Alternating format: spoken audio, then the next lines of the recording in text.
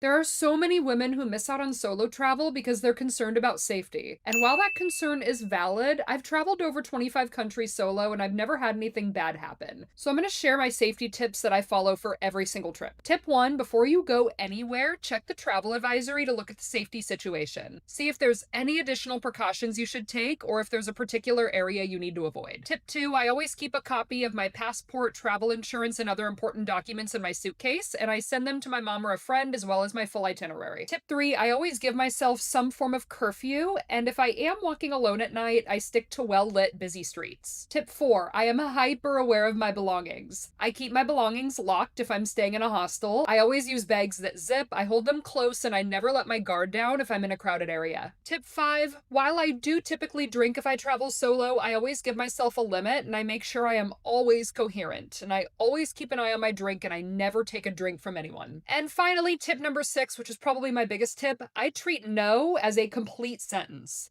I am not afraid to come off as mean, and having that attitude has kept me out of a lot of trouble.